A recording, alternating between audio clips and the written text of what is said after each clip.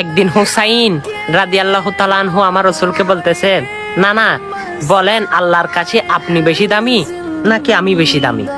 তখন আমার রাসূল হেসে হেসে বলে, হুসাইন, আমার আল্লাহর কাছে আমি বেশি দামি। তখন হুসাইন বলে, না না না জান, আমি আল্লাহর কাছে বেশি দামি।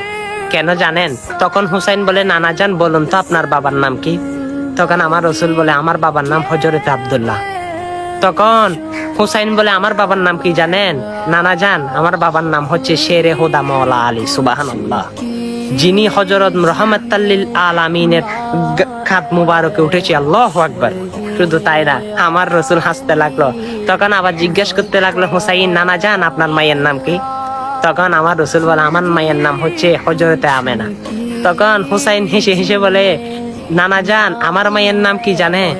যিনি হচ্ছে জান্নাতে মহিলাদের সর্দার, যিনি সর্বপ্রথম জান্নাতে সর্বমহিলা সর্বপ্রথম যিনি জান্নাতে প্রবেশ করবেন, তিনি হচ্ছে নবাব নন্দিনী মা ফাতেমাতুজ জোহরা। সুবহানাল্লাহ। তখন আমার রাসূল হাসতে লাগলো। তখন হুসাইন আবার জিজ্ঞেস করে, নানা জান বলুন তো আপনার নানির নাম কি? তখন আমার রাসূল বলে, আমার নানির নাম হচ্ছে বাররা। তখন হুসাইন হেসে বলে, আমার নানির নাম কি জানেন? আমার নানির নাম হচ্ছে মা হাতিজাতুল কুবরা, যিনিকে আল্লাহ রব্বুল আলামিন স্বয়ং সালাম পাঠিয়েছেন, যিনিকে আল্লাহ রব্বুল আলামিন মৃত্যুর পর তার কবরে 3টা প্রশ্নের জবাব দিয়ে দিয়েছেন। সুবহানাল্লাহ। শুধু তাই না, তখন আমার রাসূল হাসতে লাগলো। হুসাইন বলে, নানা জান এবার বলেন তো আপনার নানার নাম কি? তখন আমার রাসূল বলে, আমার নানার নাম হচ্ছে ওয়াহাব জোহরি। তখন হুসাইন হেসে হেসে বলে, আমার নানার নাম কি জানেন?